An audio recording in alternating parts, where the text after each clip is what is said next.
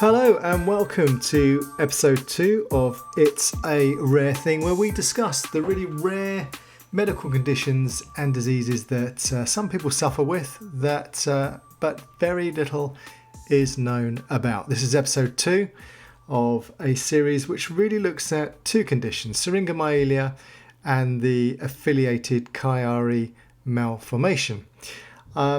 And I've got to say from the start, I'm not a medical professional. I'm not a neuroscientist, neurologist, neurosurgeon, or even a counsellor. I'm just interested in talking to those who are somewhat unrepresented in the mainstream in terms of the conditions that they live with, and hopefully promote better understanding and some incentive to perhaps maybe fund more critical research to help with these conditions. There you go. Enough said. Next up, episode 2, it's Ian, a remarkable chap. Ian, thanks for joining us on It's a Rare Thing. It's a new podcast. I'm glad you listened to the previous one because it gives you an idea of what we're about. Basically, talking to people who are living with rare conditions. And I believe you and I have got something in common. I believe we do. The joys of Syringomyelia. Syringomyelia. Do you know what? It still sounds strange when I speak to somebody who can actually pronounce it and then know what it is. But can you spell it? That's a different issue. I've had it now for I'm 58 and I've had it since I was three, and I can still hardly spell it because I never write it down. I write it down so infrequently. Every time I do, I get to that end bit and I think, is there a Y? How do I spell it? It's it's one of those unpronounceables and then unspellables as well, I think. Yeah. Sort of I've met many people who have pronounced it and spelt it in many different ways. But yeah, I think I can spell it, but I still have to check myself as it's being written. So how does so I say to people right at the start of the podcast, look, if you want to know the medical facts and detail behind the condition, then actually we're probably not best to advise you because we may live with the condition, but I think if you want a really technical analysis of what the condition is, you should go and seek that. But in layman's terms, how does it manifest itself for you? It's basically it's cysts in the spinal cord, isn't it? And Yeah. um, how does it manifest itself for me? I've had it probably from birth. I don't know, but my mother was concerned about my walking and my general health at the age of 2.5 to 3 type stuff, and plagued the doctor, the local GP, and we're talking like 1968, 69. Plagued them and plagued them and plagued them. Eventually got referrals through to neurosurgery or neurology department, and they thought I had cancerous tumors in the spine from what they'd picked up from x-rays. Obviously, 1968, 69, there was no MRI scan or anything. And as far as well, having chatted to my mother in preparation for this podcast, they only discovered, well, she was told after when they'd opened me up from all my spine to check to go into my spine, they said it's good news. It's only syringomyelia. It's not cancerous tumors. So, and that was 1969. And you were how old? 3. Wow. Okay. Do you remember any of it? Nothing at all. Nothing at all. All I remember is the uh, the stitches kept coming out my back because it was a long operation from neck to Yeah. spine. It was a long scar. I remember the stitches still coming out for years afterwards. Wow. I don't remember anything about the operation whatsoever or that time of life. Thank goodness. So, yeah. Wow. Okay. So taking you back to your early childhood, and so when did you become aware that you had a condition and that it had a name, or were you not told for a while? I was, as long as I can remember, I've known I've had it. Well, I was forever going back to outpatients appointments, so that was kind of reinforced. You knew what you're going back for at that age, don't you? So I've always known I've had it, and then from 3 to, well, actually no, from 3 to 12, I was absolutely no problems whatsoever. But Um, from 3 to 12, no symptoms. no symptoms Nothing whatsoever. at all. I haven't had the big decompression surgery. Not that I can remember. Not that I can remember Sure. whatsoever. And then at the age of 12 or 13, I can't remember this. There was obviously thought of or signs of a scoliosis, curvature of the spine, Yeah. which I think is one of the potential spin-offs Yeah. as a result of syringomyelia. Yeah. Quite And common. you've got one as well, have you? Have you got Yeah. one? Yeah, I have. Yeah. Yeah.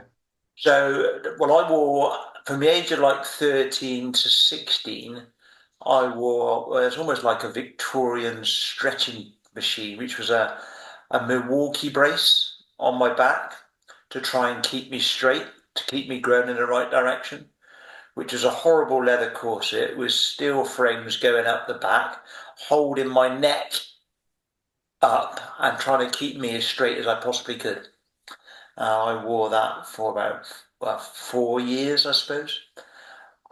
Personally, I don't think it's ever done any good whatsoever. I've got the curvature of the spine, um, but they've always deemed it way too risky to go back in and have the curvature straightened out because of all the other complications and all the other previous spinal operation I had when I was 3.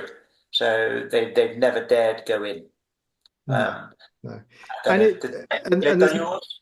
Did they well do there's yours? there's no guarantee that it's going to work. So when I had my decompression, had a spinal shunt and everything, it was a 7 hour operation, and I came round, and of course the first thing I did was just wiggle my toes. I wanted How to old were know. you? How old were you? Much older. So I had my decompression in 2009. Right. Yeah. So I'd lived with it for quite a while. I'd say for a good 20 years as things were going wrong and not adding up and Yeah. just, I mean, my story, I've said it before. I think you might have read it in the magazine, the Anne Conroy Trust magazine, who were both massive supporters of. I thought I possibly had MS, the early Right. signs of MS, and my mum had been diagnosed with MS incorrectly, it seems, for the best part of 50 years, but she had syringomyelia. But yeah, we just couldn't get to the bottom of it. Various doctors saw me, etc. But no, what I was saying is, when I had the decompression, I came round, wiggled my toes, thought, thank goodness I'm not paralyzed. That's great, because there was a high chance I would be paralyzed from the waist down. Yeah. Um, Yeah. the wiggle my toes, so thank the Lord for that. And I saw the surgeon afterwards. He said, look, I've tried to straighten your spine out. You do have a slight curvature. I've done my best.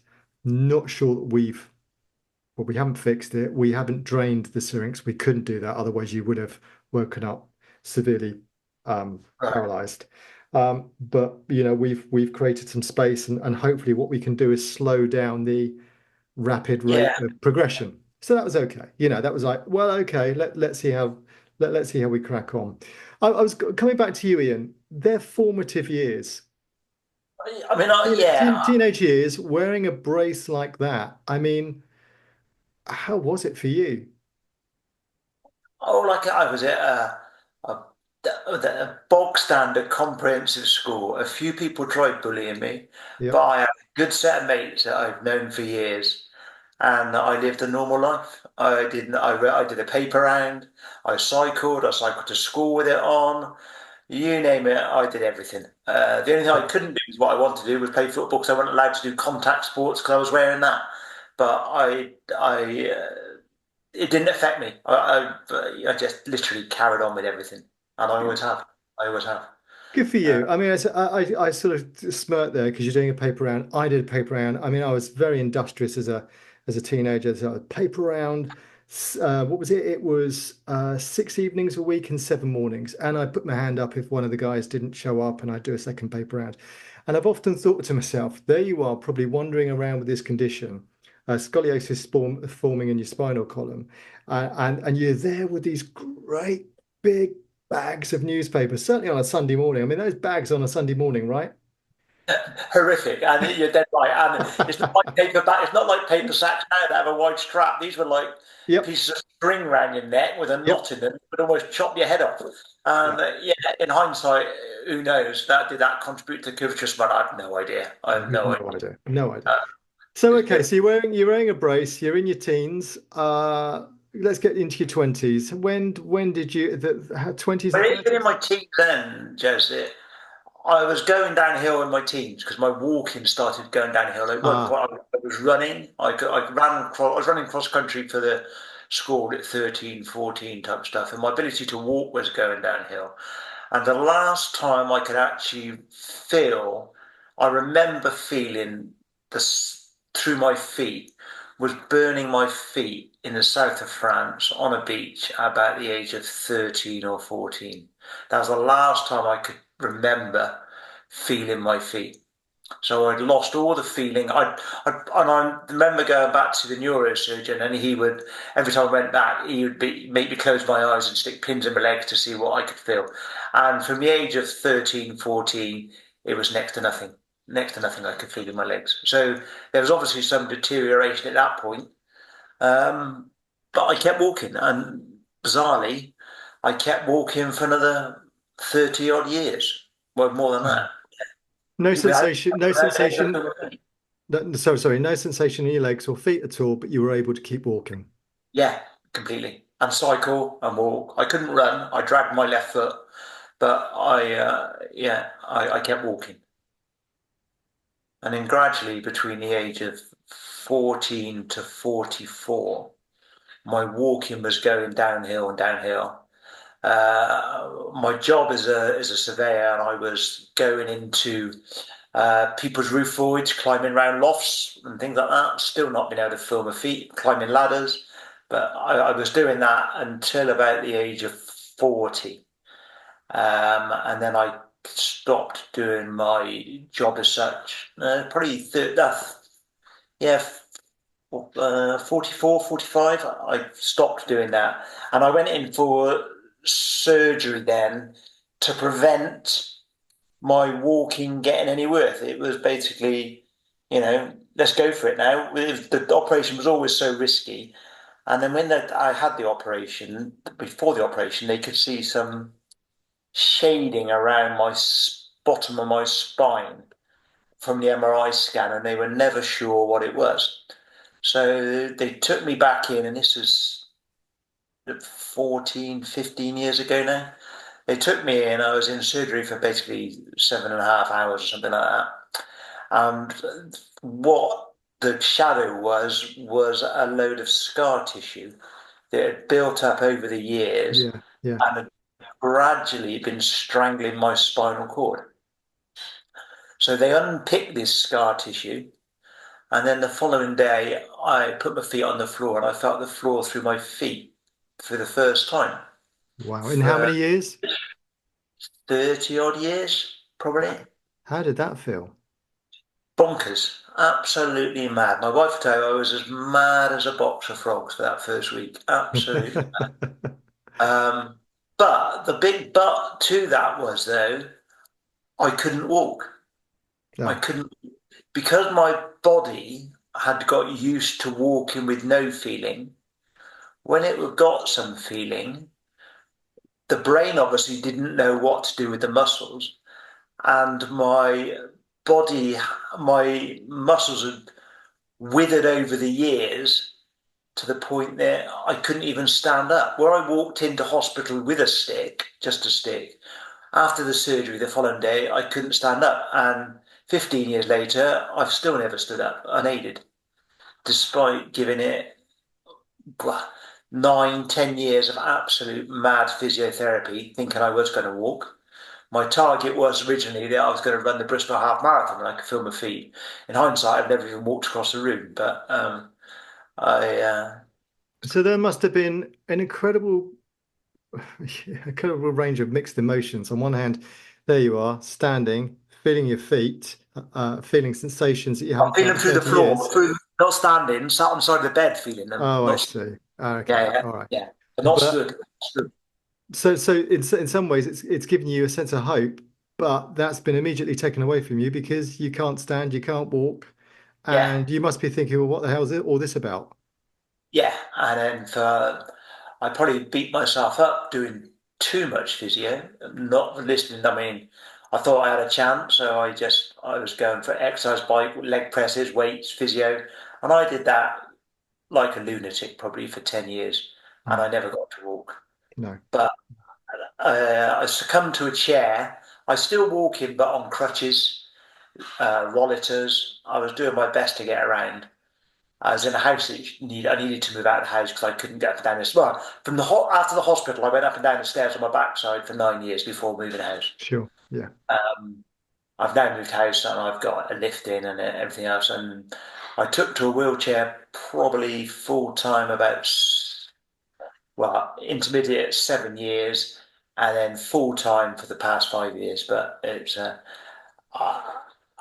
the wheelchair is a liberation, absolute liberation. Just do Well, not be we'll afraid. we'll come on to that in a second. I just want to take you back to that second operation. What was it? So was it a spinal straightening operation? Was it? No, nothing, nothing. It was purely unpicking scar tissue. It was just that, was it? That's all it was. It was purely unpicking scar tissue around the site. And the surgeon described it to me basically as what you've got is you've got massive telephone cables with signals going from your brain to your feet to your legs to your stomach and Of everything else. course. Yep. And what we had on it, you had a boulder, a big rock that had fallen on it and crushed it. Yeah. What we don't know, having removed that boulder, is which of those telephone lines are still functioning.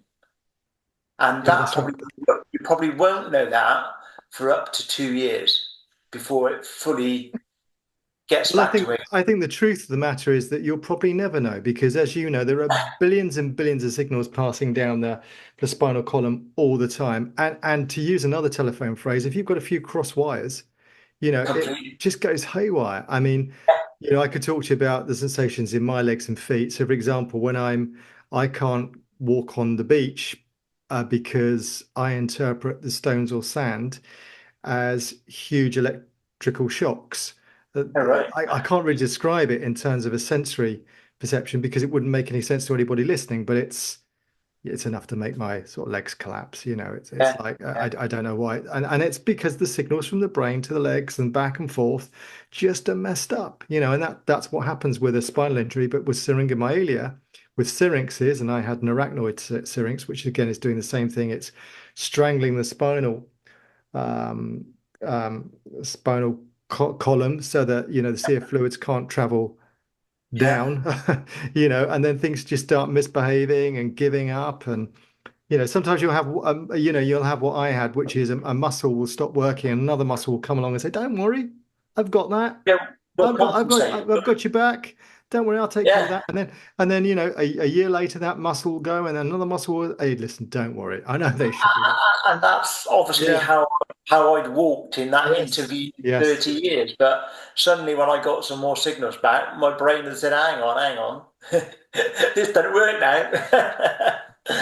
And it didn't. So, yeah, In the last podcast, I was talking to Pauline about some of the strange sensations because again, it's a neurological condition and because your neurological sensations are just going haywire. I'm not sure that's yeah. correct terminology, but you know what I mean. Were you suffering from or experiencing any other early doors symptoms? Yes, so we understand about your legs, but what about your arms, your chest, your neck, My head? arms and my legs, my arms and my shoulders are absolutely perfect. I mean, I swim 5 miles a week, so and that is all dragging myself on my arms. My arms, there's nothing wrong with my arms whatsoever. They're no, my arms and my hands. I'm deaf in one ear. Whether that's related to it, your guess is as good as mine. I've Sure. never, I don't know. I've no idea. I've never got to the bottom of it. Yeah. Other than that, no.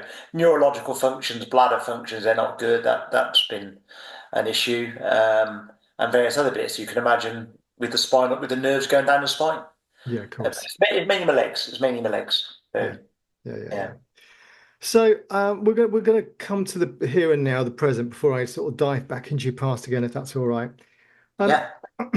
in terms of further interventions, there won't be any, I'm sure. But are you still under any care of a consultant, a doctor? Is there any treatment that you're receiving?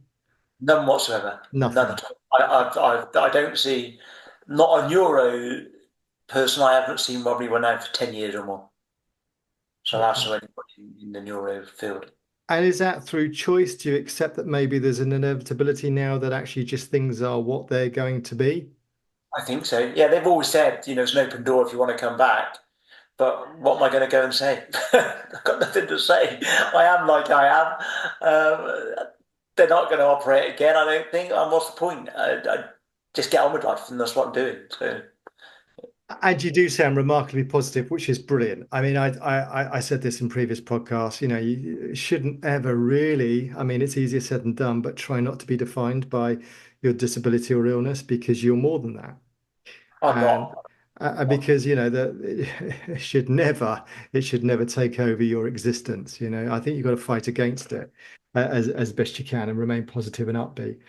Yeah. But going back to when you were a younger man, your formative years, your teenage years, there you are forming relationships. How did that work with relationships and your condition? I'm kind of interested in how partners or partner reacted to somebody who, because you sound like a really open guy. Your first thing I, you're going to I say is, don't, I look, don't, I here's the don't think disability, this is my prognosis, this is the trajectory. Hey, let's go for a drink. I wouldn't even discuss it. I would never even discuss it. No, no, I didn't. Simple as that. No, I've never. My wife obviously knows well about it, but I've never discussed it, particularly with girlfriends in the past. I just got on with life. It's never been a barrier. I've never thought about it. Never even thought about it. So when was the first time you Why would did? it? Yeah, well, Why? fair question. I mean, I mean, I think with me, when I do walk, it's quite obvious that I have a disability. Oh, same So, here. And that was obvious to and anybody looking at and it. also, it would be Yeah. fair to say that even before I realised I had a disability, my gait was slightly interesting. And my wife now, I have often said to her, I said, when we were first together, did you notice that I had well, not a strange walk, but it was very slightly different?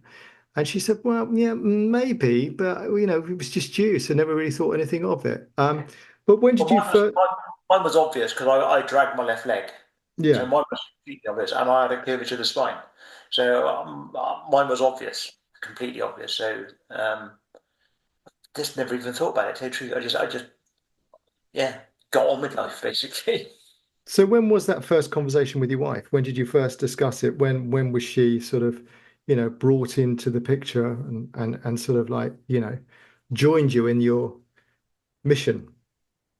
Uh, I don't know. I have no idea really. I don't know. It's a strange thing, and she is brilliant, and she just accepts it, and we just get on with things. The operation was a one for her. She thought I was going to walk, and it was going to be brilliant afterwards. And I thought I'd be walking properly, and it never happened.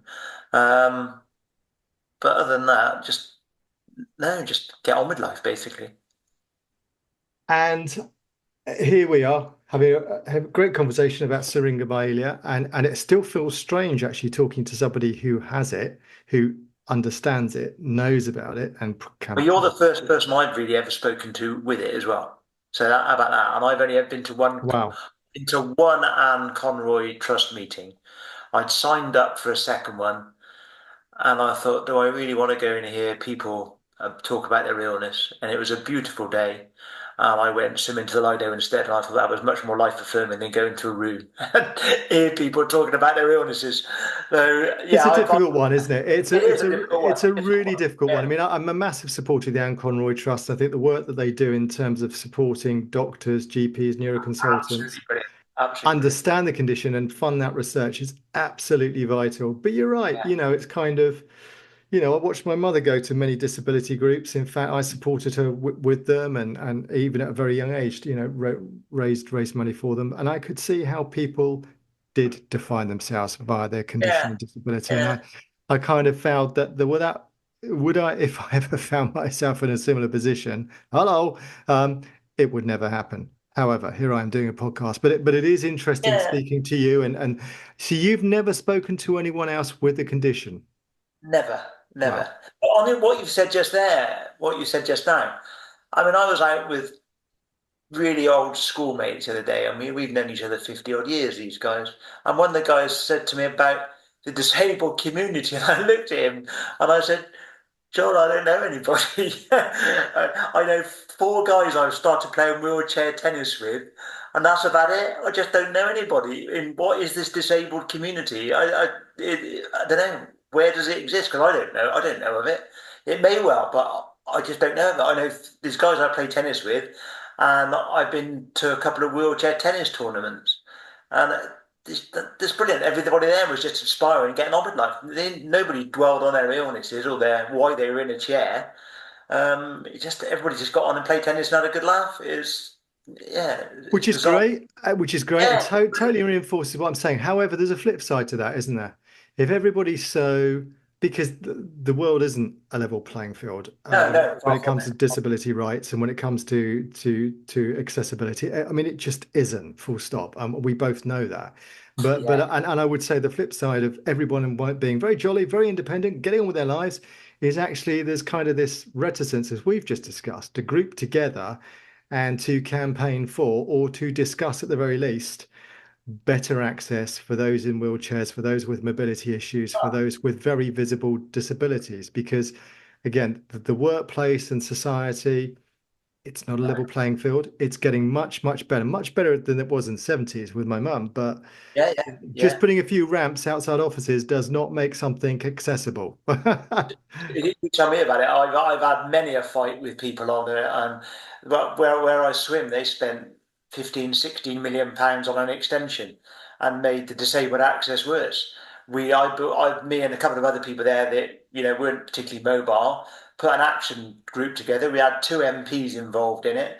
We've threatened to post videos on Facebook of a girl crawling across the pool to get into the pool. And I met the chief executive of the college there, put him in a wheelchair, and said, "Yeah, this is what I live with. Now you cope with it." And he couldn't even get up the slope into the building. So, Mm. yeah, no, I'm very, and they did, in fairness, they corrected it. They spent another 500,000 quid and corrected everything. But, lack of forethought at the beginning, they never did it. Yeah, Yeah, yeah, I'm a big one for those rights, don't get me wrong. yeah. Wheelchair access and travel is, yeah, but don't get me going down that road.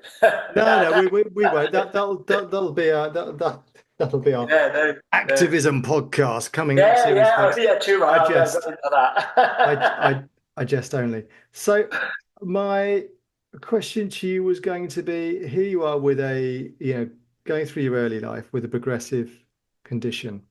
Um, how did it affect you professionally? I mean, we had a we tell a lie. We've had a very brief chat on the phone, didn't we, beforehand? And you were Yeah, talking to me very about quick.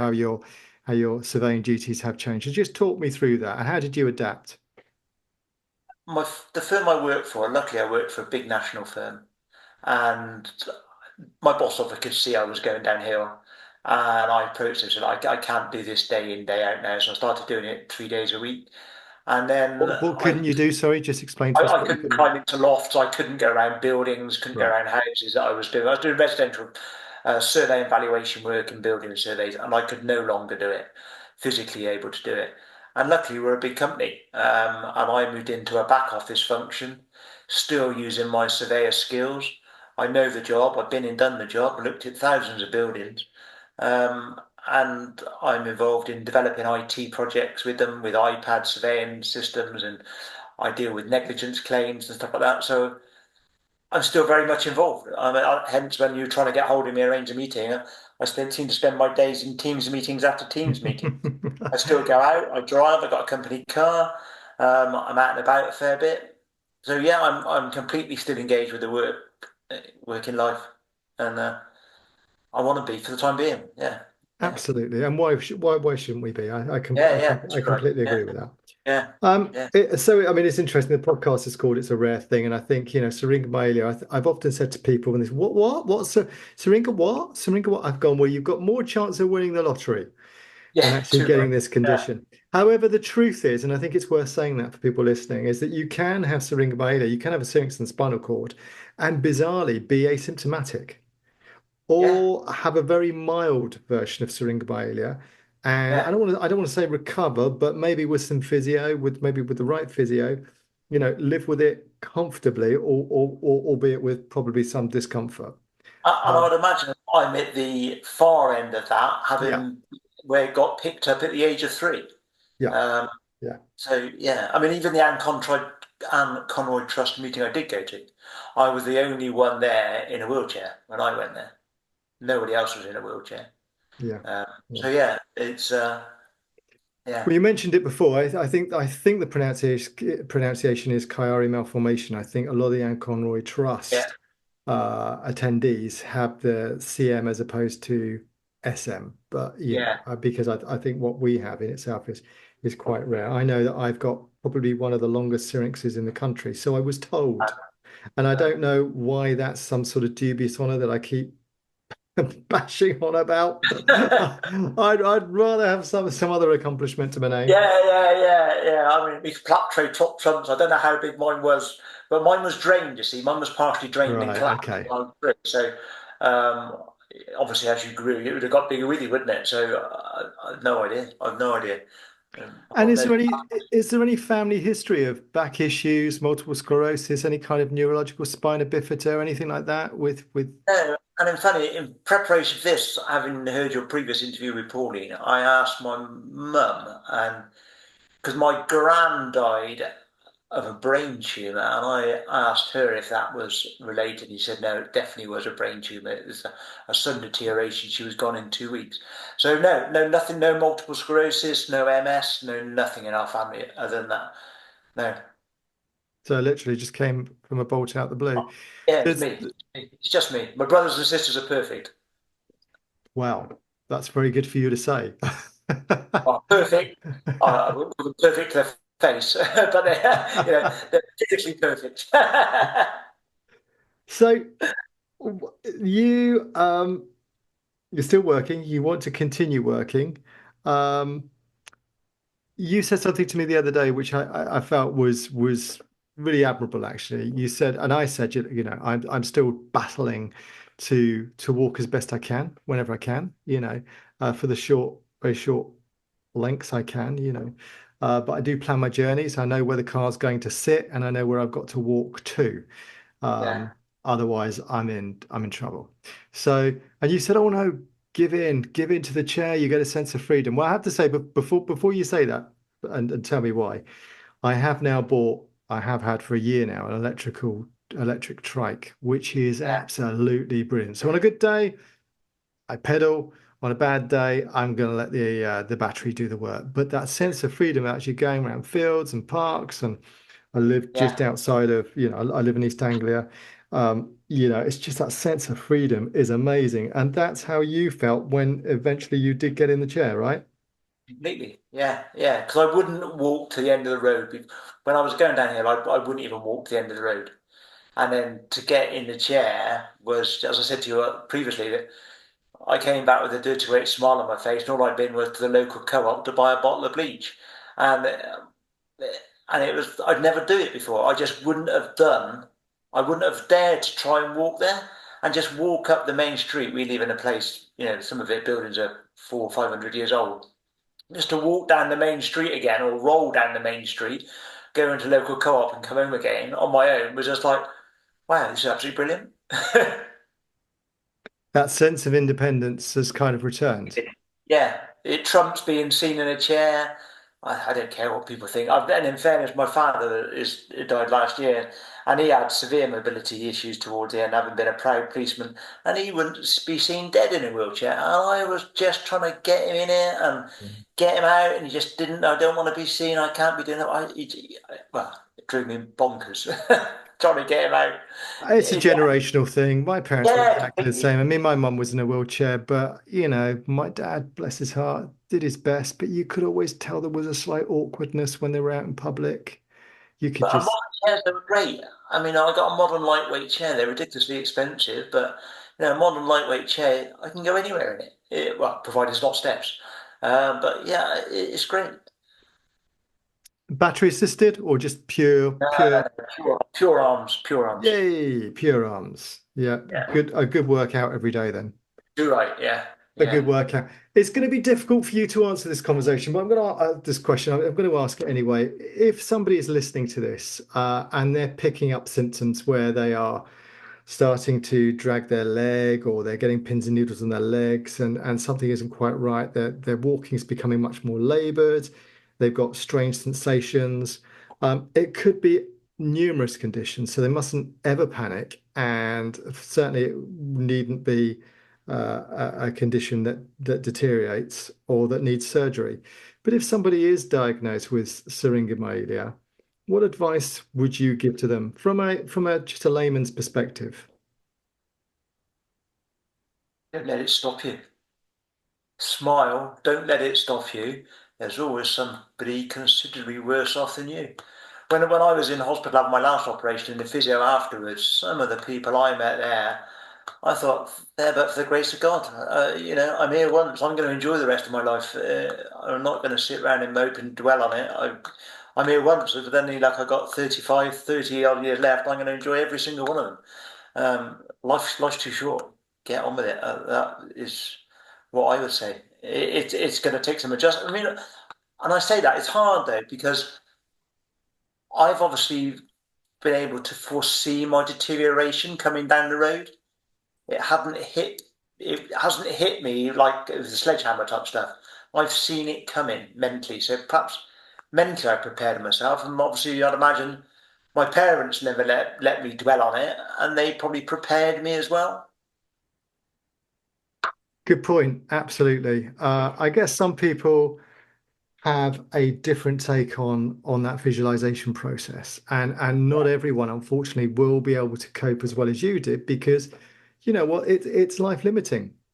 To say the Yeah, least, it is, and there is an adjustment. And I have to be absolutely honest with you. When I had my operation, a couple of dark years where I just hid myself away. I didn't want to be seen as a disabled person. I was always very fit. I played badminton. I walked everywhere, you know, yeah, and I just felt embarrassed for myself, really, to be honest with you. And there were a couple of years when I had to sort of, I changed careers, and I just thought, you're gonna have to come to terms with this, because yeah, it's yeah, not going to go away, and you're going to have to get out there and face it. And so I think everybody has their own personal journey for sure.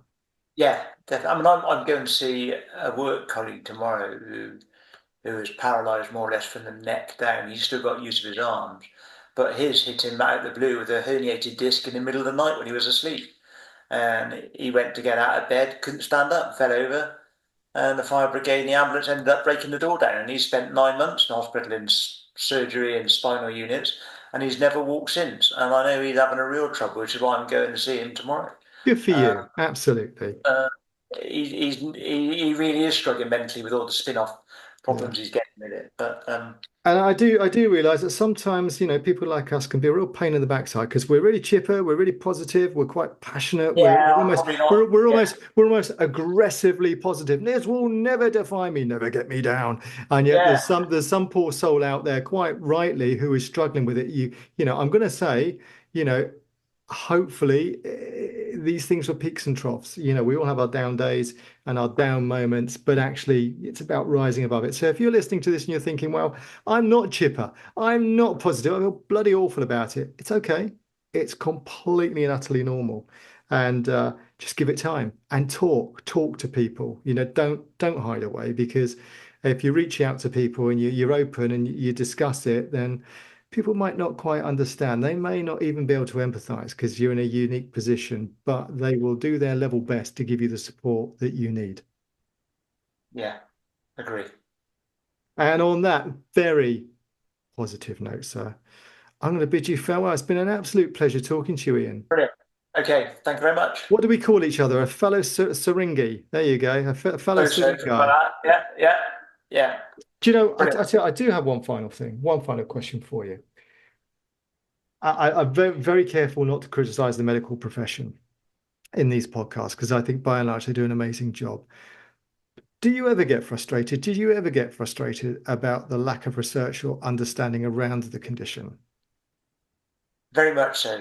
Um, and the Anne Conway Trust, the stuff they do is brilliant. And we put the collection for my father's funeral went to the Anne Conway Trust just to try and support the research. Yeah, it doesn't get the attention that the cancer things get and the heart funds get and everything else, but they're big charities, aren't they? And Well, it's They not that. It's affect just a that lot very, more. very rare conditions That's just, are almost unfundable when it comes to research because we're as rare as yeah, hen's teeth, right? yeah, yeah. And it's not a huge problem. It's a huge problem for us, but it's not a huge problem for society. But No, if you've got neurologists, if you've got GPs, if you've got neurosurgeons listening to this, and I hope a couple are, um, what would your message be to them?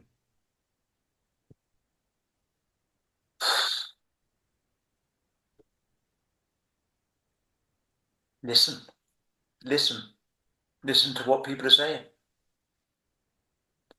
Right. Yeah. That's a really difficult one. That's a really difficult one because I they cover such a wide remit with brain tumors through to everything, from Parkinson through to brain tumors, don't they? A neurosurgeon, somebody who they come across day in, day out. We're just such a minor part of the complexities that they deal with.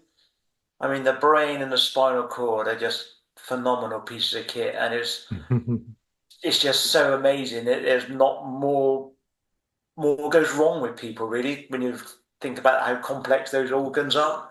It's mad, absolutely Abso- mad. Absolutely. I mean, you equate it to a wiring loom of millions and millions of cables, which is absolutely right. I think the message I give to any health professional that's listening to this is practice saying the word syringomyelia and pass it on. But that would be useful because I'm having to explain that to many a GP over the years what it actually is. Yeah, Pass it on. Let them know that there is this condition. It's a spinal column. It's a cyst in the spinal cord. It can be an arachnoid cyst, and there's very little known about it. There's very little research, and just gently encourage the thought processes for those who actually do have the means, the expertise, and the time to actually research the condition. I guess the more we know about the spine, the more we'll understand about the condition. yeah. Ian, it's been a pleasure. I will let you go now because I know on good authority you've got a date ready with the pub. I certainly have. I certainly have. Yeah, brilliant. Nice. Enjoy. Have a drink on me, my Okay. friend. All right. Cheers. Thank you. All right. Bye. Good talking to you, Ian. Cheers. What a great guy. Thanks, Ian. Thanks for joining us on the podcast. An absolutely remarkable conversation. I personally found it really illuminating and also affirming because up until the point I spoke to you, I was beginning to wonder whether there were any other people out there who were living with a similar condition to me, let alone the identical condition called Syringomyelia. All right, look, if any of the points in the podcast have affected you, you want more advice and guidance, go and talk to your GP. And if your GP doesn't seem to be making sense to you, that's okay. Get a second opinion and insist on seeing a neurologist or a neuroconsultant. Absolutely. And also do check out the Anne Conroy Trust website where there are there's loads and loads of advice and guidance about this condition and the associated condition of Chiari malformation. That's it for this episode. Thank you so much for listening, and I'll see you hopefully next week with another story. Take care.